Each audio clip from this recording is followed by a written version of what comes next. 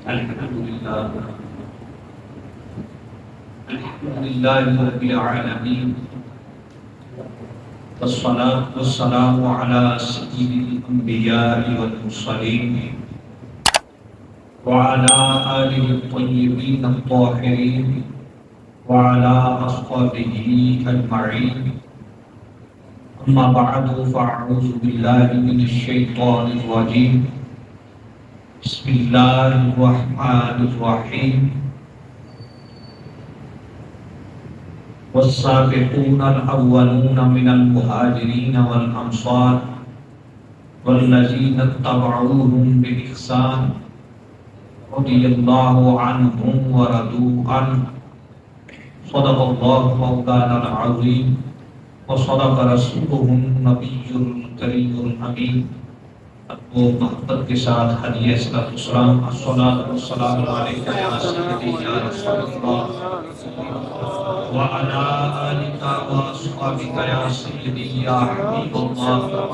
الصلاۃ والسلام علیک یا سیدی یا شفیع المذنبین وعلی آلک واصحابک یا سیدی یا خاتم النبیین. قابل صد احترام آپ کے شہر نسکا کی عظیم شخصیت استاذ الاساتذہ استاذ العلماء حضرت مولانا معین الدین صاحب رحمۃ اللہ تعالی علیہ رحمۃ واسعہ، آپ کی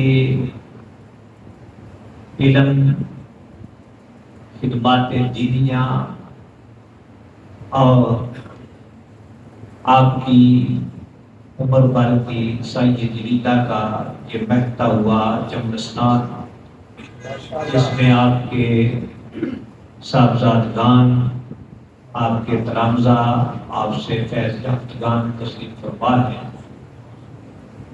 جیت علماء کرام، نعت خوانان شریفیان، اس مسجد کے امام و خطیب، ناظرین، اور یہ سالانہ جو محافل میراث شریف کا انعقاد ہوتا ہے، اس کا انتظام اسلام کرنے والے اور تمام سامعین و حاضرین، السلام علیکم ورحمۃ اللہ تعالیٰ وبرکاتہ. آج پھر اللہ تعالیٰ کے فضل سے اور اس کی توفیق سے ایک سال بعد آپ حضرات کی زیارت اور آپ کے پاس مل بیٹھ کر اللہ تعالیٰ اور اس کے رسول پاک اور اس کے پیاروں کا ذکر کرنے کا موقع مل رہا ہے. اللہ تعالیٰ ہمارا آپ صلی اللہ تعالیٰ علیہ وسلم اور آپ کے صحابہ کرام، آپ سے تعلق رکھنے والوں کا کہ مل بیٹھ کر ذکر کرنا اپنی بارگاہ میں شرف قبولیت سے مشرف فرمائے. ہمارے لیے اس کو ذریعہ نجات بنائے. مولا کریم ہمیں مصطفیٰ کریم صلی اللہ علیہ وسلم کی سچی محبت، تعظیم، کامل اتباع و اطاعت اور آپ سے نسبت رکھنے والی ہر چیز کا ادب عطا فرمائے. مجھے آج موضوع جو دیا گیا ہے وہ ذرا ظاہری طور پر میلاد شریف کی محافل کے موضوعات سے قدرے ہٹ کر ہے، لیکن اس کا بھی اس کے ساتھ ایک گہرا تعلق ہے. رسول اللہ صلی اللہ تعالیٰ علیہ وسلم کے صحابہ اکرام رضی اللہ تعالیٰ عنہم، ان کے آپس کے معاملات، تنازعات، مشاجرات، اس بارے میں اہل سنت و جماعت کا کیا عقیدہ ہے. ہم نے اس بارے میں کون سا نظریہ رکھنا ہے جس سے ہم دنیا و آخرت میں فلاح پا جائیں، ہماری آخرت کی اس میں نجات ہو اور ہر قسم کی ہلاکت سے ہم محفوظ و معمون رہیں۔ نظریہ وہی ہے جو قرآن و سنت نے ہمیں عطا فرمایا ہے، لیکن اصل مسئلہ یہ ہے کہ قرآن و سنت سے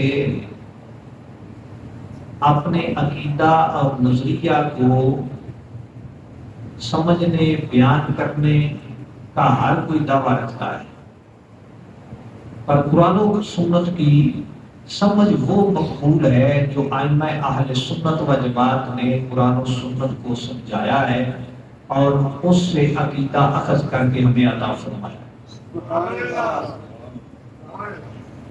اس کی وجہ یہ ہے کہ رسول اللہ صلی اللہ تعالی علیہ وسلم جس طرح اس وحی الہی کو بیان فرمانے والے ہیں، اس کو سمجھانے والے بھی وہی ہیں، یہ بھی آپ ہی کا منصب ہے۔ رب ذوالجلال کا ارشاد ہے وَالَّذِي بَعَثَ فِي الْأُمِّيِّينَ رَسُولًا مِّنْهُمْ يَتْلُو عَلَيْهِمْ آيَاتِهِ وَيُزَكِّيهِمْ وَيُعَلِّمُهُمُ الْكِتَابَ وَالْحِكْمَةَ۔ اللہ وہ ذات ہے کہ جس نے امیین کے اندر اپنا عظمت و شان والا رسول مبعوث فرمایا، یتلو علیہم آیاتہ، اللہ کی آیات کی تلاوت فرمانا یہ رسول اللہ صلی اللہ علیہ وسلم کا منصب ہے۔ آیات الہیہ کو پڑھنا کیسے ہے یہ پڑھ کے سنانا اور پڑھنے کا طریقہ بتلانا یہ رسول اللہ صلی اللہ علیہ وسلم کا منصب ہے۔ پھر دوسرا منصب تزکیہ بھی آپ ہی کا ہے، وَيُعَلِّمُهُمُ الْكِتَابَ وَالْحِكْمَةَ، رسول مبعوث فرمایا ہے تو ان کو کتاب اللہ کی اور حکمت کی تعلیم دیتا ہے۔ کتاب اللہ کو سمجھنا کیسے ہے اور حکمت، اس سے متعدد معانی مفسرین نے لیے، اس میں حدیث پاک بھی ہے، اس میں طریقت بھی ہے، اس میں حقیقت بھی ہے، وہ ساری چیزیں سمجھانا یہ رسول اللہ صلی اللہ علیہ وسلم کا منصب ہے۔ آپ تشریف لائے، آپ نے رب تعالیٰ کی نازل کردہ آیات کی تلاوت کر کے امت کو بتایا کہ قرآن اس طرح پڑھنا، سمجھایا کہ اس کو سمجھنا ایسے ہے، اس کے مطالب یہ ہے، اپنی احادیث مبارکہ سے اس کی وضاحت فرمائی۔ اور یہ کن کو سمجھایا تھا؟ صحابہ کرام رضی اللہ تعالی عنہ۔ لہذا صحابہ کرام رضی اللہ تعالی عنہ وہ ہستیاں ہیں کہ جن کا علم، جن کی سمجھ یہ بالکل برحق ہے، کیونکہ انہوں نے صاحب قرآن سے، صاحب شریعت سے، اللہ کے رسول سے سمجھا ہوگا، اس میں کسی قسم کا کوئی شک نہیں۔ اور ان سے آگے تابعین نے سمجھا ہے، ان سے تبع تابعین نے سمجھا ہے، پھر ان سے آگے ائمہ مجتہدین ہیں، محدثین ہیں، مفسرین ہیں، فقہاء ہیں، علماء ربانیین ہیں، سلسلہ بسلسلہ سمجھتے اور سمجھاتے چلے آ رہے ہیں، حتیٰ کہ ہمارے اساتذہ نے ہمیں سمجھایا اور یہ آج تک یہ دین کی سمجھ اس وسیلے سے ہمارے پاس پہنچی۔ یہ سلسلہ اگر قائم ہے تو پھر تو یہ سمجھ ہدایت والی ہے۔ جو ائمہ اہل سنت سمجھاتے چلے آ رہے ہیں، انہوں نے اپنی مرضی سے نہیں سمجھا، انہوں نے ان سے سمجھا ہے کہ انہوں نے رسول اللہ صلی اللہ علیہ وسلم سے سمجھا۔ یہ سمجھ تو صحیح ہے، لیکن آج 14 صدیاں بعد کوئی اگر بندہ اٹھ کے کھڑا ہو جاتا ہے، وہ کہتا ہے پیچھے تو کسی کو کچھ سمجھ آئی نہیں، یہ سارے بابے بے وقوف تھے، بابے تو شاید کوئی نہیں ہے، قرآن تو مجھے سمجھ آیا، حدیث کو مجھے سمجھ آئی ہے، تو وہ بندہ خود بے وقوف ہے، اور اس سے بڑا بے وقوف وہ ہے جو اس کی بات پہ کان کر رہا ہے۔ اس کو اتنی بھی سمجھ نہیں آ رہی کہ اس کو 14 صدیاں بعد دین سمجھ آیا، پہلے 14 صدیوں والے ان کو دین ہی نہیں سمجھ آیا۔ رسول اللہ صلی اللہ علیہ وسلم نے جن کو سمجھایا تھا نہ ان کو سمجھ آیا، نہ معاذ اللہ ان سے آگے جن کو انہوں نے سمجھایا ان کو سمجھ آیا، آج تک کسی کو سمجھ ہی نہیں آیا۔ یہ بڑی بے وقوفی والی بات ہے۔ تھوڑی سی بھی بندے کے اندر عقل ہو تو وہ اس بات کو اسی وقت سمجھ جائے گا کہ سمجھ وہی معتبر ہے جو رسول اللہ صلی اللہ علیہ وسلم نے عطا فرمائی ہے۔ جس طرح قرآن عطا فرمایا، حدیث عطا فرمائی ہے، اس کی سمجھ بھی عطا فرمائی ہے، اس کا فہم بھی عطا فرمایا، اور صرف زبانی نہیں سمجھایا، خود بھی عمل کیا ہے اور صحابہ سے عمل کروایا ہے، ان کو باقاعدہ طور پر عملی طور پر سارا کچھ عطا فرمایا۔ صرف علم نہیں، ساتھ عمل بھی ہے۔ رسول اللہ صلی اللہ علیہ وسلم نے اپنی نگرانی میں صحابہ کو تیار کیا، اور عمل بھی ایسا ہے کہ جو عمل کے اندر قلبی کیفیات ہیں، وہ اخلاص ہے، وہ طریقت ہے، وہ تزکیہ ہے، وہ بھی رسول اللہ صلی اللہ علیہ وسلم نے فرمایا ہے کہ رب تعالیٰ نے محبوب کو وَيُزَكِّيهِمْ کا بھی منصب عطا فرمایا۔ تو جن کو پاک کرنے والے رسول اللہ صلی اللہ علیہ وسلم ہوں، ان کی پاکی میں بھی کچھ شک رہ جاتا ہے۔ صحابہ اکرام کے متعلق وَيُزَكِّيهِمْ رب تعالیٰ کا یہ ارشاد اور مصطفیٰ کریم صلی اللہ علیہ وسلم کی یہ صفت، اگر اس پر ہی بندہ غور کر لے تو سارا ذہن صاف ہو جائے گا۔ ان کو تو رسول اللہ صلی اللہ علیہ وسلم نے ان کا تزکیہ فرمایا ہوا۔ اس لیے سمجھ وہ معتبر ہے جو رسول اللہ صلی اللہ علیہ وسلم نے صحابہ کو عطا فرمائی اور آج تک چلتی چلی آ رہی، اور وہ ائمہ اہل سنت و جماعت کے پاس ہے۔ اسی لیے امام ربانی حضرت سیدنا مجدد الفسانی الشیخ احمد سرحدی فاروقی قدس اللہ تعالی اسرارہ، یہ سارا گلشن آپ کے فیضان سے مہک رہا ہے، اور آپ دیکھ رہے ہیں کہ اس میں زیادہ تر وہی لوگ تشریف فرما ہیں کہ جن کا سلسلہ طریقت امام ربانی حضرت سیدنا مجدد الفسانی علیہ رحمہ کے واسطہ سے حضرت سیدنا صدیق اکبر رضی اللہ تعالی عنہ تک اور رسول اللہ صلی اللہ علیہ وسلم تک پہنچا۔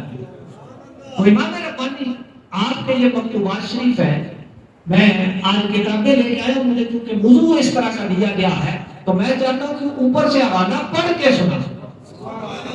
یہ مکتوبات شریف ہیں، اور حصہ سوم ہے، دفتر اول ہے، صفحہ نمبر 33 ہے۔ مجدد صاحب فرماتے ہیں آج برباب شمار لازم تصحیح عقائد و مقتضائے کتاب و سنت۔ جو کچھ ہم پر اور آپ پر لازم ہے وہ یہ ہے کہ ہم اپنے عقائد کو درست کریں۔ کیسے درست کریں؟ جس طرح کتاب و سنت کا تقاضا ہے اس طرح درست کریں۔ اب کتاب و سنت کا تقاضا وہ تو ہر کوئی کہے گا میں پورا کرتا ہوں، کتاب و سنت کے مطابق سمجھ کے بیان کر رہا ہوں، تو آپ فرماتے ہیں ہر بندے کی سمجھ کی بات نہیں، بر لہجے کے علماء اہل حق شاکر اللہ سایہم از کتاب و سنت آن عقائد را فہمیدہ و ازان را اخذ کرنا۔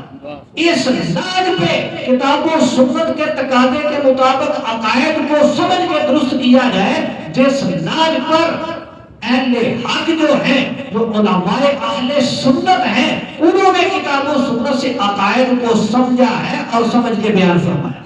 اس طریقے پہ عقائد کو سمجھ کے کتاب و سنت کے تقاضے کے مطابق اپنے عقائد درست کیے جائیں۔ کیوں؟ اگر کوئی بندہ کہے میں خود ترجمہ پڑھ لوں، میں خود حدیث اس کا ترجمہ ہے پڑھ لیتا ہوں، قرآن کا ترجمہ پڑھ لیتا ہوں، سمجھ کے عقیدہ درست کر لیتا ہوں، اس میں کیا قباحت ہے، کیا یہ معتبر نہیں ہے؟ تو امام ربانی قدس سید العزیز فرماتے ہیں کہ فہمیدنے ما و شما از حیز اعتبار ساکت ہے، کیونکہ ہمارا اور تمہارا خود سمجھنا اس کا کوئی اعتبار نہیں ہے۔ کب تک اعتبار نہیں ہے؟ تا وفق افہام این بزرگوارا کا باشد، جب تک وہ ان بزرگوں کی سمجھ کے موافق نہیں ہوگا۔ وجہ کیا ہے؟ وجہ یہ ہے کہ انہوں نے خود نہیں سمجھا ہوگا، انہوں نے آگے رسول اللہ صلی اللہ علیہ وسلم نے جیسے سمجھایا ہے سلسلہ کو سلسلہ اس طرح سمجھا ہوا۔ اس لیے ہمارا جب تک سمجھنا اس کے موافق نہیں ہوگا اس کا کچھ اعتبار نہیں۔ زیرا کہ ہر مبتدع بدعت فرماتے ہیں کیونکہ ہر گمراہ ہر بدعت احکام باطلہ قدرت کتاب و سنت میں فہمت وہ یہی دعویٰ کرتا ہے کہ میرے جتنے احکام ہیں جتنے مسائل ہیں میں جو کچھ بیان کر رہا ہوں یہ کتاب و سنت سے نکلا ہے، وہ اپنے احکام باطلہ کو کتاب و سنت سے سمجھ رہا ہوتا ہے۔ لیکن آپ فرماتے ہیں اگرچہ وہ وہاں سے سمجھتا ہے وہ اذان اخذ من روایت اور وہیں سے اخذ کر رہا ہوتا ہے، والحال انه لا یغنی من الحق شیئا، مگر حال یہ ہے کہ حق کے ساتھ اس کا کچھ بھی تعلق نہیں، کیونکہ اس کی سمجھ وہ جو رسول اللہ صلی اللہ علیہ وسلم نے سمجھ عطا فرمائی تھی اس کے موافق نہیں۔ اس لیے کتاب و سنت کو سمجھنا ہے تو پھر علماء اہل سنت جس طرح انہوں نے کتاب و سنت سمجھائی ہے اور عقائد کو بیان کیا ہے اس پر سمجھ کے عقیدہ رکھنا یہ ضروری ہے۔ اب صحابہ کرام رضی اللہ تعالی عنہم ان سے متعلق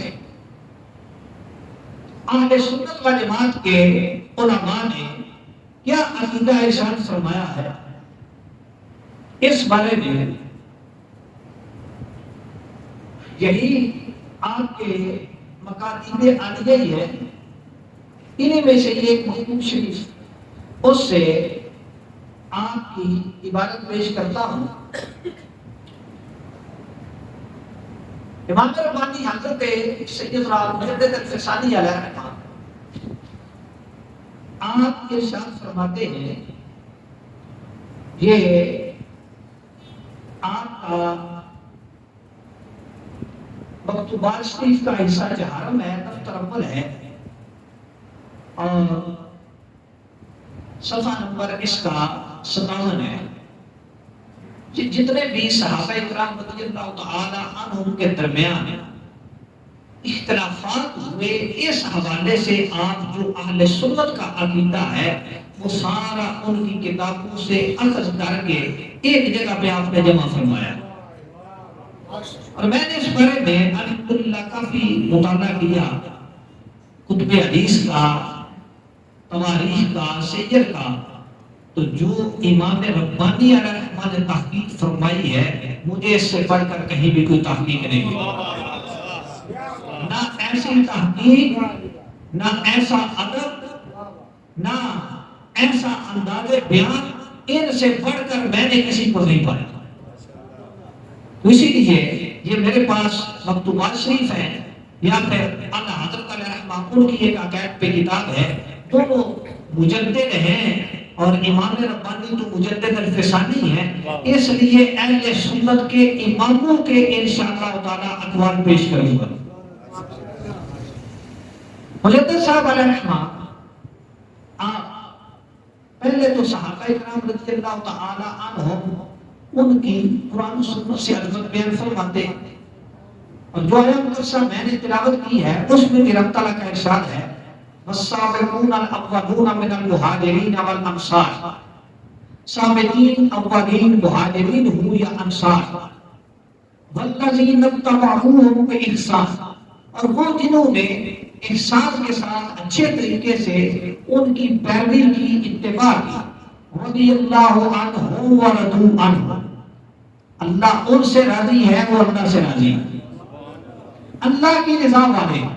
اور یہ مکتوبات شریف میرے ہاتھ میں ہے، امام ربانی قدس سرور نورانی نے لکھا ہے کہ اللہ کی بارگاہ کے قرب کے جتنے درجے ہیں مقام رضا سب سے اوپر والا مقام ہے، اس سے اوپر کوئی چیز نہیں۔ تو جو آخری ڈگری تھی قرب والی رب تعالیٰ نے اپنے محبوب کے صحابہ اکرام رضی اللہ تعالیٰ عنہم کو وہ عطا فرما دی، اور سابقین اولین مہاجرین انصار سب کے لیے یہ ہے۔ اور دوسری آیت مقدسہ میں تو ان وعد اللہ الحسنى فرما کے سب کے جنتی ہونے کا بھی ان کو ٹکٹ عطا فرما دیا، یہ بھی قرآن کی نص سے ثابت ہے۔ امام ربانی فرماتے ہیں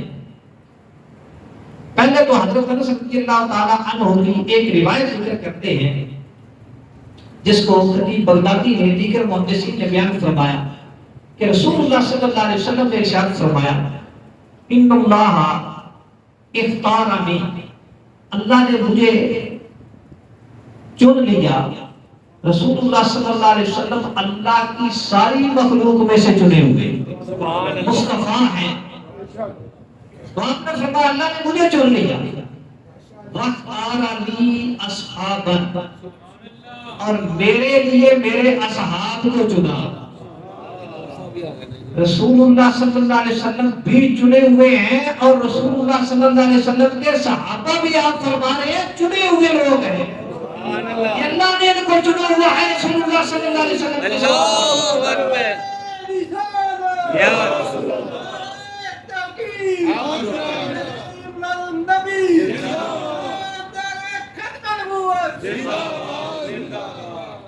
وَاخْتَارَنِي مِنْهُمْ أَصْحَارًا وَأَنصَارًا، ان میں میرے لیے میرے اصحار چنے، میرے سسر، میرے داماد اور میرے انصار چنے. پھر فرمایا فَمَنْ حَافِظَنِي فِيهِمْ حَافِظُ اللَّهِ، جو ان کے معاملہ میں میری حفاظت رکھتا ہے، یعنی ان کے حقوق کی پاسداری کرتا ہے، اس اعتبار سے وہ محافظت رکھتا ہے، اللہ اس کی حفاظت کرے. وَمَنْ أَذَانِي فِيهِمْ آذَاهُ اللَّهُ، اور آپ نے فرمایا جو میرے صحابہ کے معاملہ میں مجھے ایذا دیتا ہے اس نے اللہ کو ایذا دی ہے. جب صحابہ کرام رضی اللہ تعالیٰ عنہم کو کوئی ایذا دیتا ہے، ان کے خلاف کوئی جملہ بولتا ہے، بے ادبی کرتا ہے، گستاخی کرتا ہے، ان کو اذیت دیتا ہے، تو اس سے رسول اللہ صلی اللہ علیہ وسلم کو ایذا پہنچتی ہے اور آپ فرماتے ہیں وہ اللہ کو ایذا دے رہا ہے. یہ طبرانی کی روایت ہے، یعنی خطیب بغدادی کی روایت ہے اور آگے طبرانی کی روایت ہے حضرت عبداللہ بن عباس رضی اللہ تعالیٰ عنہ سے کہ آپ صلی اللہ علیہ وسلم نے ارشاد فرمایا من سب اصحابی فعلیہ لعنۃ اللہ والملائکۃ والناس اجمعین، کہ جس نے آپ نے فرمایا میرے کسی بھی صحابہ میں سے میرے صحابی کو سب کو شتم کیا، ان پہ لعن طلب کیا، ان کی گستاخی کی، تو اس پر اللہ کی بھی لعنت ہے، اللہ کے فرشتوں کی بھی لعنت ہے، سارے لوگوں کی لعنت ہے. وہ ہر کسی کا ملعون ہے، لعنت کیا ہوا ہے. رسول اللہ صلی اللہ علیہ وسلم نے ایسے لوگوں پہ لعنت فرمائی کہ رسول اللہ صلی اللہ علیہ وسلم کے صحابہ کو ایذا دیتے ہیں، ان کی بے ادبی کرتے ہیں. یوں ہی ابن علی کی ام المومنین حضرت عائشہ صدیقہ رضی اللہ تعالیٰ عنہا ان سے روایت نقل فرماتے ہیں کہ رسول اللہ صلی اللہ علیہ وسلم نے فرمایا ان شرار امتی اجرؤہم علی اصحابی، آپ نے فرمایا میری امت میں سے وہ شریر ترین لوگ ہوں گے، بدترین لوگ ہوں گے جو میرے صحابہ کے متعلق جرأت کریں گے. ان کی گستاخی کی جو جرأت کرے گا آپ نے فرمایا شریر ترین لوگ ہوں، بدترین لوگ ہوں گے وہ. اب اس سے بڑھ کر صحابہ اکرام رضی اللہ تعالیٰ عنہم کی بارگاہ کا ادب رکھنا، ان کا احترام کرنا، اس پہ کیا دلیلیں ہو سکتی ہیں کہ رسول اللہ صلی اللہ علیہ وسلم جب اتنا زجر فرما رہے ہیں کہ جس نے میرے صحابہ کے متعلق بے ادبی کی اس نے اللہ کو ایذا دی ہے، وہ میری امت کے شریر ترین لوگ ہیں، بدترین لوگ ہیں، ان پہ اللہ کی لعنت، فرشتوں کی لعنت، سارے لوگوں کی لعنت. پھر اپنی زبانوں کو ان پاک ہستیوں کے متعلق بات کرتے ہوئے کنٹرول میں رکھنا چاہیے. اب فرماتے عقیدہ کیا ہے، اور پہلے ایک بات ضمن عرض کر دوں بطور تمہید کہ صحابہ کرام رضی اللہ تعالی عنہم کے درمیان جو منازعات ہوئے، جو آپس میں اختلاف ہوا، سبب کیا بنا؟ حضرت سیدنا عثمان غنی رضی اللہ تعالی عنہ آپ کی مظلومانہ شہادت ہوئی، آپ کو مظلومانہ طور پہ شہید کیا گیا، اور آپ کو شہید کرنے والوں میں کوئی صحابی شامل نہیں.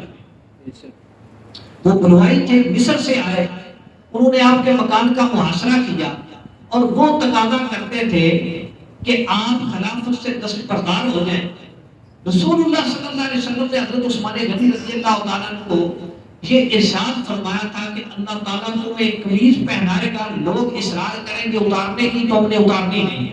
وہ قمیض خلافت کی قمیض تھی، اس لیے آپ دستبردار نہیں ہوئے۔ صحابہ کرام نے عرض کیا کہ آپ اجازت دیں، ہم ابھی ان کا کلا کما کرتے ہیں، لیکن حضرت سیدنا عثمان غنی رضی اللہ تعالیٰ نے ان کو بھی اجازت نہ دی کہ میں اپنی خاطر خون نبھانا چاہتا ہوں۔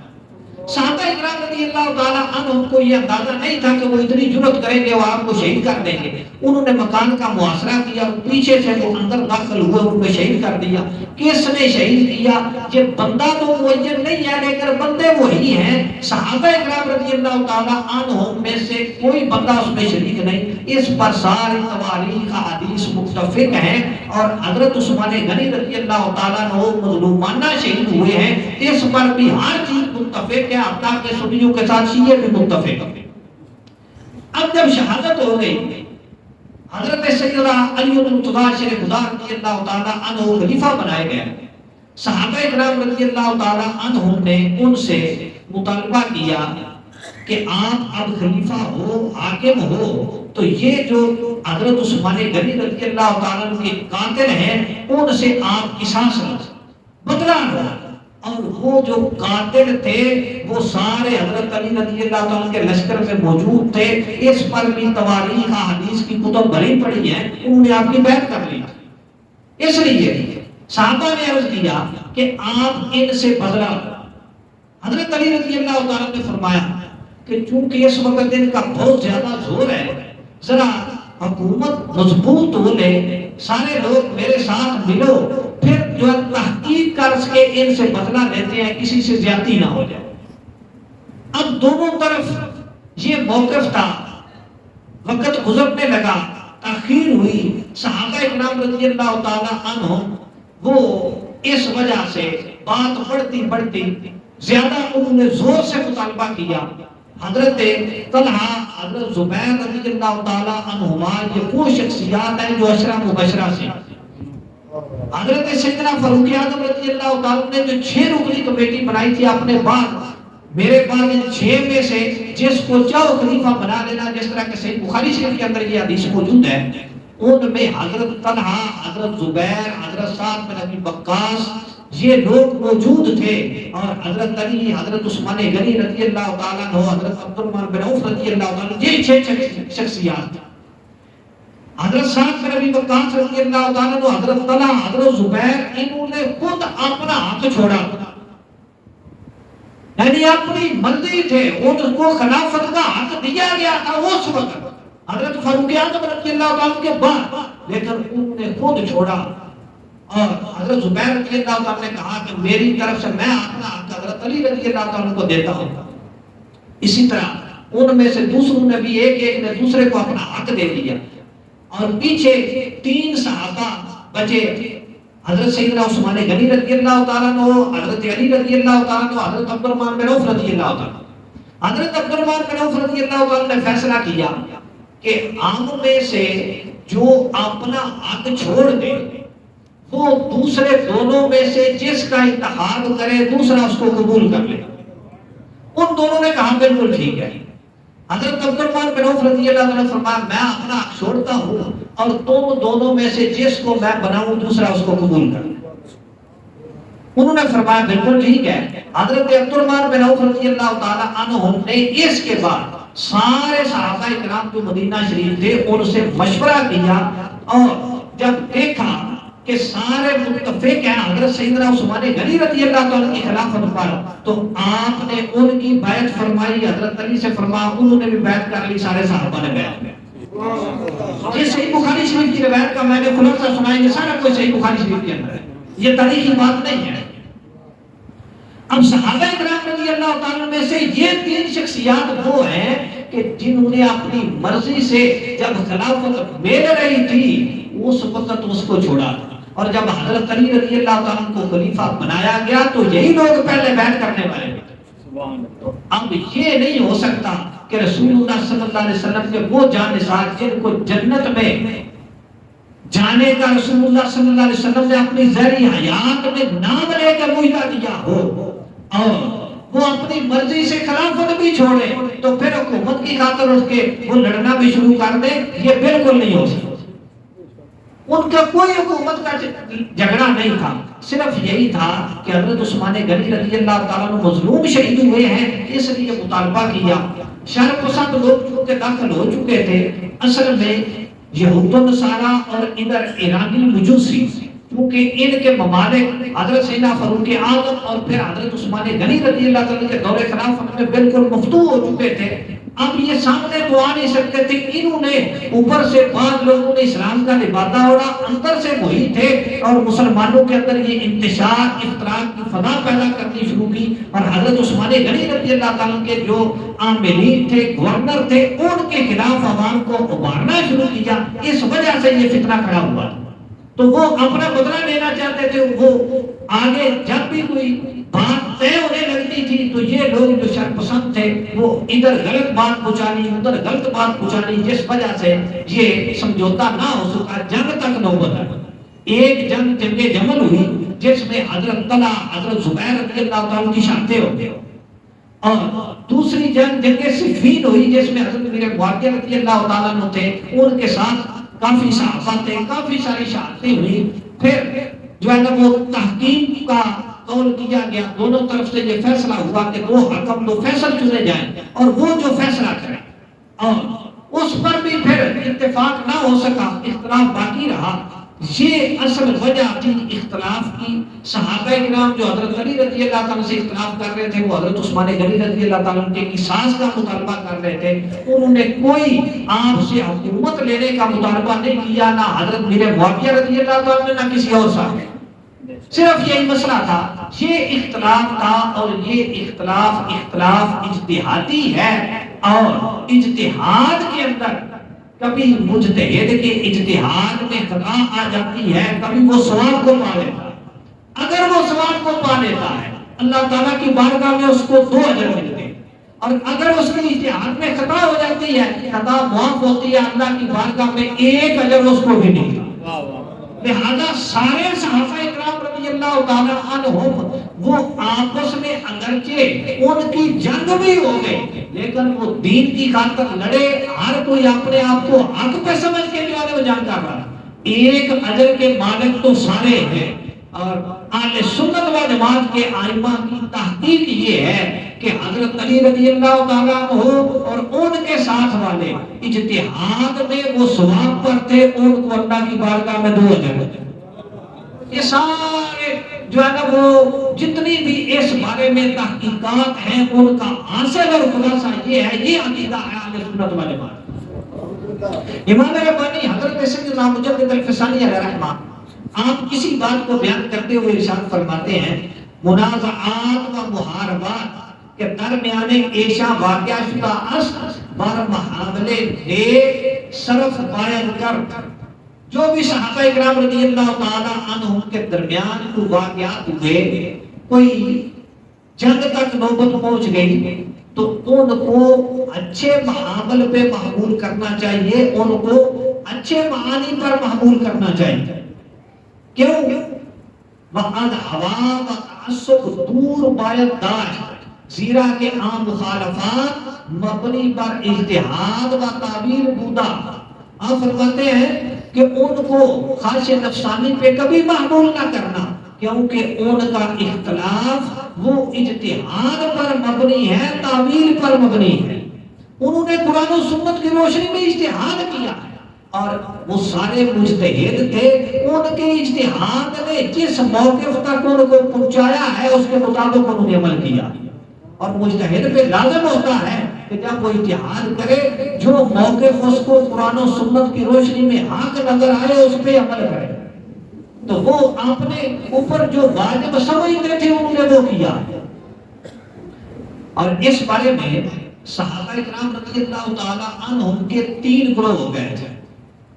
ایک حضرت علی رضی اللہ تعالیٰ عنہ اور ان کے ساتھ والے صحابہ، دوسرے ان کے خلاف جو اٹھ کھڑے ہوئے قصاص عثمان غنی رضی اللہ تعالیٰ کے معاملہ، ان میں حضرت طلحہ ہیں، حضرت زبیر رضی اللہ تعالیٰ عنہ ہیں، حضرت ام المومنین عائشہ صدیقہ رضی اللہ تعالیٰ عنہ ہیں، حضرت امیر معاویہ ہیں، حضرت عمرو بن عاص ہیں، اس طرح جلیل القدر صحابہ ہیں جو ان کے خلاف عثمان غنی رضی اللہ تعالیٰ کے قصاص کی خاطر اٹھے، اجتہاد تھا ان کا۔ اور کچھ وہ ہیں کہ جو بالکل دونوں طرف سے جدا رہے ہیں، اور وہ بھی بڑے اکابر صحابہ ہیں۔ حضرت سعد بن ابی وقاص رضی اللہ تعالیٰ عنہ عشرہ مبشرہ سے کسی طرف ساتھ نہیں دیا۔ حضرت عبداللہ ابن عمر رضی اللہ تعالیٰ عنہ حضرت فاروق اعظم کے بیٹے ہیں، صحابی رسول ہیں، بخاری شریف میں ان کو رجل صالح کہا گیا، کسی طرف ساتھ نہیں دیا۔ حضرت اسامہ بن زید جن کو رسول اللہ صلی اللہ علیہ وسلم نے اپنا محبوب فرمایا ہے، حب رسول اللہ بخاری شریف کے اندر ان کے متعلق موجود ہے، وہ جو رسول اللہ صلی اللہ علیہ وسلم کے محبوب ہیں انہوں نے بھی کسی طرف ساتھ نہیں دیا۔ اس طرح اکابر صحابہ ہیں جو دونوں طرف سے جدا رہے ہیں، ان کے پاس اپنے دلائل تھے، وہ کہتے تھے کہ مسلمان ہیں، مقابلے میں ادھر بھی مسلمان ہیں، ادھر بھی مسلمان ہیں، مسلمان پہ ہتھیار اٹھانا جائز نہیں ہے، وہ اپنی تعمیل رکھتے تھے۔ حضرت علی رضی اللہ تعالیٰ عنہ وہ جو کہ خلیفہ برحق تھے، وہ ان کی اپنی دلیل تھی کہ یہ جو ہے وہ مقابلے میں اٹھے ہیں، ان کے لیے اٹھنا جائز نہیں، اور یہ جو تھے ان کی اپنی دلیل تھی کہ حضرت عثمان غنی رضی اللہ تعالیٰ مظلوم شہید ہوئے ہیں، مظلوم کی حمایت کے لیے اٹھنا یہ بھی ضروری ہے۔ تو یہ اپنی اپنی دلیل کے تحت اپنے اجتہاد کے مطابق جو موقف ان کو حق نظر آیا اس کو اپنا کے اس پہ عمل کر رہے ہیں۔ اس لیے امام ربانی فرماتے ہیں، اور یہی سارے اہل سنت و جماعت کا آج تک عقیدہ ہے کہ انہوں نے جو بھی کیا ہے ان کی یہ مخالفات یہ مبنی پر اجتہاد و تعبیر بودا، یہ اجتہاد اور تعبیر پہ مبنی نہ پر ہوا و ہوس، یہ کسی خواہش نفسانی پہ مبنی نہیں ہے، چنانکہ جمہور اہل سنت پر آمد جیسا کہ جمہور اہل سنت کا یہی عقیدہ ہے۔ یہ مجدد صاحب نے پوری اہل سنت کی ترجمانی فرمائی، اور ساتھ ہی فرماتے ہیں اما باعث دانست کے محاربان حضرت امیر کرم اللہ تعالیٰ وجہہ برخطا بودا آن، جنہوں نے حضرت علی رضی اللہ تعالیٰ عنہ کے ساتھ جنگ کی ہے، صحابہ میں سے ان سے خطا ہوئی ہے، وہ حق بجانب حضرت امیر بودا، اور حق اس معاملہ میں حضرت علی رضی اللہ تعالیٰ عنہ کے ساتھ ہے، لیکن یہ حق وہ نہیں ہے جو باطل کے مقابلہ میں ہے کہ دوسری طرف وہ باطل والے تھے۔ یہاں آ کے لوگ کچھ ڈنڈی مارتے ہیں اور شیعوں کی بولی بولتے ہیں، اور وہ سمجھا کے جاتے ہیں کہ وہ حق حضرت علی کے ساتھ تھا تو بات اللہ دوسرے باطل پر تھے، ایسی بات نہیں ہے۔ امام ربانی نے تحقیق کا حق ادا کیا اور اہل سنت کا پورا عقیدہ بیان کیا، فرماتے ہیں لیکن چون ای خطا اجتہادی است، یہ خطا اجتہادی ہے، اور یہاں حق اس اجتہادی خطا کے مقابلہ میں کہ اس طرف حق ہے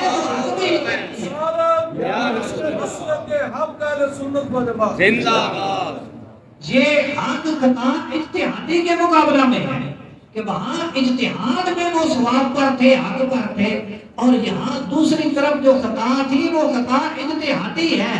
آج ملامت دور است و آج مواخذہ مرفوع، یہ خطا ملامت سے دور ہے، اس پر مواخذہ نہیں ہوتا، اللہ کی طرف سے یہ خطا معاف ہے، بلکہ اس پر تو ایک اجر ہے۔ ابھی صحیح بخاری شریف سے میں ایک حدیث اس پہ پیش کرتا ہوں، تو آپ فرماتے ہیں کہ حق اجتہادی حضرت علی رضی اللہ تعالیٰ عنہ اور ان کے ساتھ والے صحابہ کے پاس ہے، لیکن مجدد صاحب نے دوسرے مقام پر یہ بھی بات واضح کی ہے کہ یہ بات صرف یہ جو مشاجرات اور منازعات ہیں اس کی حد تک ہے کہ حق حضرت علی کے پاس ہے، ان کے ساتھ والوں کے پاس ہے، اور جو مقابلے میں آئے وہ اجتہاد میں ان کے خطا آئی ہے، سارے معاملات میں نہیں۔ اور مسائل ہیں جن میں حق دوسرے صحابہ کے ساتھ ہے، حضرت علی رضی اللہ تعالیٰ کے اجتہاد میں خطا آئی ہے، اور یہ کتابیں اس سے بڑی بڑی ہیں، وہ بخاری شریف کے اندر حدیث موجود ہے، کتب فقہ کے اندر وہ مسئلے موجود ہیں کہ جہاں حق دوسرے صحابہ کے ساتھ ہے، تو یہ دوسرے مسئلوں میں یہ بات نہیں ہے، اجتہاد ہوتا ہے، کوئی بھی اس میں حق کو پا لیتا ہے، کسی کی اجتہاد میں خطا آ جاتی ہے، لیکن یہ جو منازعات ہیں، مشاجرات ہیں، یہ خصوصی طور پہ ان کی بات ہو رہی ہے، ان میں حق حضرت علی رضی اللہ عنہ کے ساتھ، دوسرے جو مقابلہ میں آئے ان کے اتحاد میں خطا ہوئی ہے اور ایک ثواب ان کو بھی ہے اور خطا معاف ہے. ہاں ان کو 2 ثواب ہیں حضرت علی رضی اللہ تعالیٰ عنہ ان کے ساتھ دورے اجر کے لیے مستحق ہے. اور یہی بات آگے پھر امام ربانی عقائد کی اوپر والی کتابوں سے نقل کرتے ہوئے فرماتے ہیں. چنانچہ شارح مواقف عمدی نقل بھی کنا شارح مواقف بھی سید شریف جرجانی رحمۃ اللہ علیہ مواقف یہ ہماری عقائد کی بہت بڑی کتاب ہے اور اس پر سید صاحب کی شرح یہ 8 جلدوں میں ہماری عقائد کی کتابوں میں سب سے بڑی کتاب شمار ہوتی ہے. اس میں بھی اسی طرح ہے. امام عامدی یہ عقائد کے ائمہ میں سے ہیں, انہوں نے بھی یہی فرمایا ہے. تو یہ آگے ان کا حوالہ نقل فرما رہے ہیں کہ انہوں نے فرمایا ہے کہ واقعات جمل و صفین آدھوے اجتہاد بودا. یہ جمل اور صفین کے جو واقعات ہیں منازعات ہیں یہ سب اجتہادی بنا کے ہوئے ہیں. اور یوں ہی ایک بہت بڑے امام جو حضرت داتا صاحب علیہ رحمہ کے ہم عصر ہیں, امام ابو شکور سلمی یا سالمی بھی ان کو کہتے ہیں, ان کی کتاب ہے التمہید عقائد کے اندر. مجدد صاحب اس کا بھی حوالہ دیتے ہیں کہ شیخ ابو شکور سلمی در تمہید تصریح کردہ کہ اہل سنت و جماعت برآمد کہ معاویہ با جمع از اشعار کے برائے بودند بر خطا بودند و خطائے ایشان خطائے اجتہادی بود. انہوں نے صراحت کی ہے کہ حضرت میرے معاویہ رضی اللہ تعالیٰ عنہ ان کے ساتھ صحابہ کی پوری جماعت تھی. حضرت علی رضی اللہ تعالیٰ عنہ کے مقابلے میں اٹھ کھڑے ہوئے حضرت عثمان غنی رضی اللہ تعالیٰ عنہ کے قصاص کے مطالبے میں, اور ان سے کہتے ہیں کہ خطا ہوئی ہے لیکن ان کی خطا خطائے شاہ خطائے اجتہادی ہے, ان کی خطا خطا اجتہادی ہے.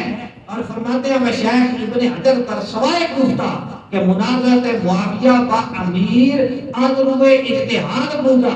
شیخ ابن حجر مکی علیہ رحمہ جو مجدد صاحب کے دادا استاد ہیں اور مکہ شریف کے بہت بڑے اپنے دور کے محدث ہیں, السوائق المحرقہ کے اندر انہوں نے ارشاد فرمایا اور مجدد صاحب اس کا حوالہ دے رہے ہیں کہ حضرت میرے معاویہ رضی اللہ تعالیٰ عنہ کی جو منازعت تھی, جو اختلاف تھا حضرت علی رضی اللہ تعالیٰ عنہ کے ساتھ آدھروہ اجتہاد بودا, یہ اجتہاد کی بنا پہ تھا. وَإِن قَوْلَ رَا از مُعْتَقَدَاتِ اہل سنت فرمودا. امام ابن حجر مکی نے صراحت کی ہے کہ یہ قول اہل سنت کا عقیدہ ہے. اب یہ سارے اہل سنت کے حوالے اگر مجدد صاحب نے ایک جگہ پہ اکٹھے کر دیا تو یہ پورے اہل سنت کے ائمہ نے یہی بیان فرمایا ہے کہ یہ اجتہاد کی بنا پہ اختلاف ہوا ہے, اور اس اختلاف میں اجتہاد کے اندر جن کو ثواب حاصل ہوا, جو درست رائے کو پا گیا, وہ حضرت علی رضی اللہ تعالیٰ عنہ ان کے ساتھ والے ہیں, اور جو ان کے مقابلہ میں آئے ان کے اجتہاد میں خطا آئی لیکن یہ خطا معاف ہے, اس پر بھی ایک اجر ہے. سبحان اللہ. اب اس پر پہلے میں یہ بات واضح کر لوں کہ خطا اجتہادی ہوتی کیا ہے اور اس پر اجر ہے, اس پر گرفت نہیں ہے, اس پہ دلیل کیا. یہ صحیح بخاری شریف ہے میرے ہاتھ میں, اور یہ بخاری شریف کا آخری پارہ ہے, ساتھ عمدۃ القاری اس کی معروف شرح اس کا جلد نمبر 20 ہے اور اس کا صفحہ نمبر 295 ہے. امام بخاری نے پورا ایک باب بندہ ہوا ہے, باب اجر الحاکم اذا اجتہد فاصاب او اخطا, کہ جب حکم کرنے والا, فیصلہ کرنے والا, حکم لگانے والا حکم لگاتا ہے اجتہاد کر کے, سواب کو پا لیتا ہے یا اس سے خطا ہو جاتی ہے, تو اس کو اللہ کی بارگاہ میں جو اجر ملتا ہے, اس کے بیان میں جو حدیث وارد ہوئی ہیں ان کے ذکر میں یہ بات ہے. اب اس پر امام بخاری علیہ رحمہ نے صرف ایک حدیث پاک ذکر فرمائی. یہ حدیث حضرت سیدنا عمر بن عاص رضی اللہ تعالی عنہ ان سے مروی ہے, اور یہ حضرت عمر بن عاص رضی اللہ تعالی عنہ صحابہ میں سے حضرت میرے معاویہ رضی اللہ تعالی عنہ کے ساتھ ہیں. مجدد صاحب کے مکتوبات شریف سے میں ان کا یہ ارشاد سناؤں گا کہ مجدد صاحب فرماتے ہیں کہ اگر آپ صحابہ کو چھوڑو گے جو حضرت علی رضی اللہ تعالیٰ کے مقابلہ میں آئے, کہ بعض لوگ جذبات میں آ کے کہیں گے کہ جو حضرت علی کے مقابلہ میں آ گیا ہم اسے کیا سمجھتے ہیں. اس طرح کے لوگ بھی بات بات کی بولیاں بولنے والے ہیں کہ نو ڈیمانڈ معاویہ, جس طرح کہ وہ پنڈی کا ایک بیوقوف کہتا ہے. تو اس طرح کے جو گستاخ ہیں, بے ادب ہیں, یہ بکواس کریں گے, تو مجدد صاحب فرماتے ہیں یہ دین کس نے دیا ہے, یہ حدیث رسول کا ناقل راوی کون ہے، قرآن کے سند پہنچایا ہے، یہ سب صحابہ کرام رضی اللہ تعالیٰ کے واسطے سے آیا. اور صحابہ کرام رضی اللہ تعالیٰ عنہم اگر ان پہ تان کرو گے تو پھر حدیث کو قبول نہیں کر سکتے. پورا دین ضائع ہو جائے گا اگر صحابہ کی عظمت پہ پیرا نہ دیا. اس لیے سارے صحابہ کرام عادل ہیں، سارے وہ اس اعتبار سے حق پر ہیں، باطل پر نہیں ہیں. ہاں اجتہاد کیا، اجتہاد میں خطا آئی اور اس کے مقابلہ میں بعض کے اجتہاد میں خطا آئی، بعض کا اجتہاد مبنی پر ثواب ہے، وہ علیحدہ مسئلہ ہے. صحابہ میں اللہ کے فضل سے باطل پہ کوئی نہیں ہے، وہ سارے حق پر ہیں. جو حق باطل کے مقابلہ میں آتا ہے وہ سب صحابہ کے پاس موجود ہے. تو حضرت سیدنا عمر بن عاص رضی اللہ تعالیٰ عنہ راوی ہیں. امام بخاری اپنی سند سے آگے جب حضرت عمر بن عاص رضی اللہ تعالیٰ تک سند پہنچ دیا تو فرماتے ہیں ان عمر بن العاص انه سمع رسول اللہ صلی اللہ علیہ وسلم یقول، حضرت عمر بن عاص رضی اللہ تعالیٰ عنہ نے رسول اللہ صلی اللہ علیہ وسلم کو یہ فرماتے سنا، اذا حکم الحاکم فاجتہد، کہ جب حاکم نے حکم لگایا بس اس نے اجتہاد کیا، یعنی وہ حکم لگانے کا ارادہ رکھتا ہے اور اس نے اجتہاد کیا، ثم اصاب فلہ اجر، پھر اس نے ثواب کو پا لیا تو رسول اللہ صلی اللہ علیہ وسلم فرماتے ہیں اس کے لیے 2 اجر. سبحان اللہ. اب ثواب کو پا لیا اس کا کیا مطلب؟ حدیث پوری ہو جاتی ہے تو پھر یہ بھی عرض کرتا ہوں. آگے ہے وَإِذَا حَكَمَ فَاجْتَهَدَ، اور اس نے حکم لگانے کا ارادہ کیا، اجتہاد کیا، ثم اخطا، پھر اس سے خطا ہو. یعنی کبھی حاکم حکم لگانے کا ارادہ کرتا ہے، اجتہاد کرتا ہے، ثواب کو پا لیتا ہے، اس وقت اس کے لیے 2 اجر ہے. اور کبھی حکم لگانے کا ارادہ کیا، اجتہاد کیا، لیکن اجتہاد میں خطا آ گئی، ثم اخطا فلہ اجر، رسول اللہ صلی اللہ علیہ وسلم فرماتے ہیں اس کے لیے پھر بھی 1 اجر ہے. خطا پہ کوئی گرفت نہیں ہے، اس کے لیے پھر بھی 1 اجر ہے. اب اس کی شرح کرتے ہوئے امام بدر الدین عینی علیہ رحمہ یہ عمدۃ القاری بخاری شریف کی جو بڑی بڑی اور معتبر شروع ہیں ان میں سے یہ ہے. آپ فرماتے ہیں کہ یہ اصحاب ثواب کو پا لینا یہ کیا ہے، اخطا خطا کرنا اجتہاد میں یہ کیا ہے. فرماتے ہیں اصحاب مانا ہو صادف ما فی نفس الامر من حکم اللہ تعالی، نفس الامر کے اندر اللہ کا جو حکم ہے مجتہد کے اجتہاد کر کے اپنائے ہوئے جو موقف ہے اس موقف کی اس کے ساتھ مصادفت ہو جائے. مجتہد نے اجتہاد کر کے کسی مسئلے میں ایک موقف اپنایا ہے، وہ موقف جو عند اللہ حکم شرعیہ اس کے ساتھ مطابق اور مصادف نکل آئے، اس کا نام ہوتا ہے اجتہاد میں ثواب. اور اس کے مقابلہ میں اجتہاد میں خطا کیا ہوتی ہے. فرماتے ہیں اظن ان الحق فی جہته فصادف ان الذي في نفس الامر بخلاف ذلك، مجتہد نے جو اجتہاد کر کے موقف اپنایا اس نے یہ گمان کیا کہ حق یہی ہے، عند اللہ بھی حکم شرعی ایسا ہی ہے، اس نے یہ سمجھا تھا اس لیے اس کو اپنا لیا، لیکن آگے ظاہر یہ ہوا کہ عند اللہ حکم شرعی اس طرح نہیں ہے کسی اور طرح. تو یہ ہوتی ہے اجتہاد کے اندر خطا. اس کی مزید وضاحت کے لیے ایک بات عرض کرتا ہوں. اصول فقہ کے اندر یہ اصول طے ہے اور عقائد کی کتابوں میں بھی المسامرہ والمسائرہ اور اس طرح کی کتابوں میں اس بات کی وضاحت موجود ہے کہ ان اللہ ہر مسئلے کا حکم شرعی ہوتا ہے.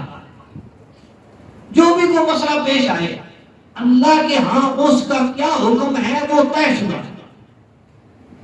اب وہ جو اللہ کے ہاں ہر مسئلے کا حکم طے شدہ ہے، کچھ تو وہ ہیں کہ صراحتاً ان کو قرآن میں بیان کر دیا، وہاں تو اجتہاد کی گنجائش ہی نہیں، قرآن میں حکم شرعی آ گیا.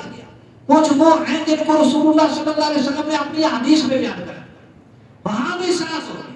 کچھ وہ جزیات حوادث نئے نئے پیش آتے ہیں کہ نہ قرآن میں صریح جزئی کو موجود ہے، نہ حدیث میں صراحتاً اس جزئی کا حکم موجود ہے.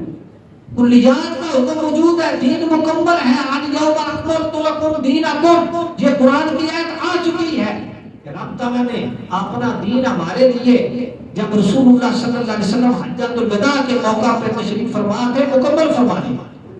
لیکن وہ کلیات ہیں، ایک قاعدہ کلیات دے دیا گیا، اب بعد میں جو بھی مسئلہ آئے گا اس سے اس کو استعمال کر لیا۔ مسئلہ رسول اللہ صلی اللہ تعالیٰ علیہ وسلم آپ جس دور میں تشریف لائے اس وقت دنیا اس قدر اس نے ترقی نہیں کی ہوئی تھی، ظاہری اسباب ایسے نہیں تھے، نہ جہازوں پہ سفر ہوتا تھا، نہ ریلوں پہ سفر ہوتا تھا، وہ جانوروں کی سواریوں پہ جا کر پیدل۔ اب ریل گاڑی آئی ہے، ریل گاڑی پہ بندہ بیٹھا ہوا ہے اور نماز کا وقت ہو گیا ہے، تو اس نے نماز پڑھنی ہے، ریل میں پڑھ سکتا ہے یا نہیں پڑھ سکتا؟ قرآن میں صراط اب تو نہیں لکھا ہوتا، حدیث میں صراط اب تو نہیں کہ اس وقت ریل گاڑی نہیں۔ یہ مسئلہ اب پیدا ہوا جب ریل گاڑی پیدا ہوئی۔ اسی طرح اور چیزیں پیدا ہوتی ہیں، مسئلے نئے نئے جزیات پیدا ہوتے ہیں، لیکن ان کا حکم قرآن و سنت کے اندر کلیات کی صورت میں موجود ہوتا ہے۔ عوام کی وہاں رسائی نہیں ہوتی، وہاں مجتہدین کی نظر میں ہوتی ہے۔ اسی لیے ہمیں ان مسائل میں اہم مجتہدین کا دامن تھامنا پڑتا ہے، اور ہم جو درجہ اجتہاد پر پہنچے ہوئے لوگ نہیں ہوتے، عوام ہوتے ہیں، ہم پہ لازم ہوتا ہے کہ رب تعالیٰ نے فرمایا فَاسْأَلُوا أَهْلَ الذِّكْرِ إِن كُنتُمْ لَا تَعْلَمُونَ، کہ اگر تم نہیں جانتے تو جو جانتے ہیں، جو علم والے ہیں، ذکر والے ہیں، ان سے جا کے پوچھو۔ تو اس لیے ہم ان سے پوچھتے ہیں، تو ہمیں مجتہدین قرآن و سنت پہ جن کو عبور ہوتا ہے وہ اس سے مسئلہ اخذ کر کے ہمیں بدلا دیتے ہیں۔ تو یہ جو اس طرح کے مسائل ہیں، یہاں اجتہاد کی ضرورت پیش آتی ہے اور مجتہد اجتہاد کرتے ہیں۔ اب عثمان غنی رضی اللہ تعالیٰ کی شہادت ہوئی، اس طرح کا مسئلہ اس میں اجتہاد ہوا، تو عند اللہ حکم شرعی ہر مسئلے کا موجود ہے۔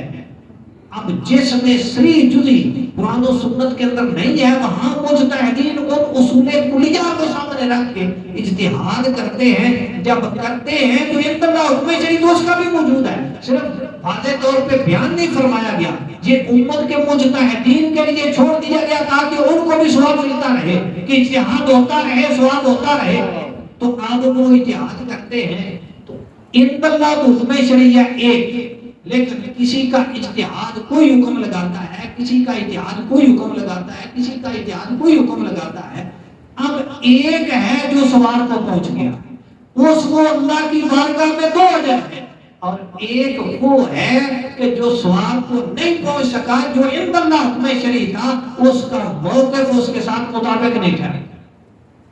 یہ اردو میں محاورہ چلتا ہے کہ میں نے نشانہ لگایا، نشانہ خطا ہو گیا۔ اس کا کیا معنی؟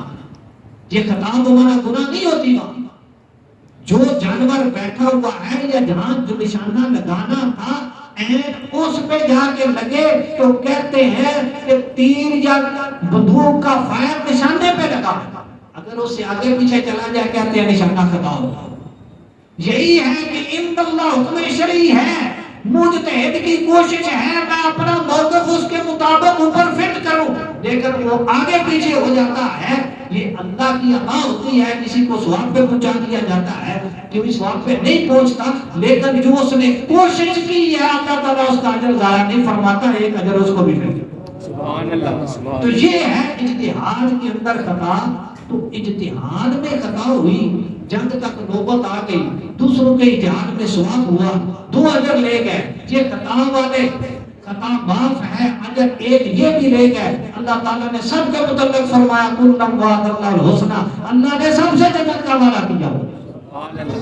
حضرت علی رضی اللہ تعالیٰ عنہ خود فرماتے تھے ہمارے مقتول بھی جنتی ہیں، جو ہمارے مقابلے میں آئے ہیں وہ بھی جنتی ہیں، یہ سارے ہی جنتی ہیں، کیونکہ وہ اجتہاد کی خاطر ایک دوسرے کے سامنے ہوئے۔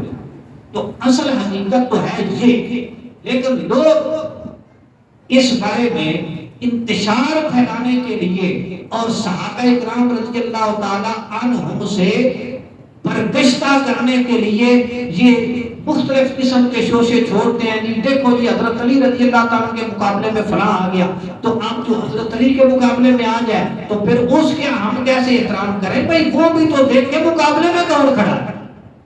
اگر ایک طرف حضرت علی ہیں، اشراف مبشرہ سے ہیں، رسول اللہ صلی اللہ علیہ وسلم کے داماد ہیں، تو دوسری طرف بھی وہی اشراف مبشرہ والے۔ حضرت زبیر رضی اللہ تعالیٰ وہ صحابی ہیں کہ رسول اللہ صلی اللہ علیہ وسلم نے جن صحابہ کو فرمایا نا فدا کا بھی وہی، ایسے تو سارے صحابہ رسول اللہ صلی اللہ علیہ وسلم کو کہتے تھے فدا کا بھی اممی، میرے ماں باپ آپ پہ قربان، میرے ماں باپ یا رسول اللہ آپ پہ قربان. لیکن دو ساتھی وہ ہیں کہ جن کو رسول اللہ صلی اللہ علیہ وسلم نے فرمایا ہے میرے ماں باپ تم پہ قربان. ایک حضرت سعد بن ابی وقاص رضی اللہ تعالیٰ عنہ ہیں اور دوسرے حضرت عبید رضی اللہ تعالیٰ عنہ. نعرہ تکبیر، نعرہ رسالت.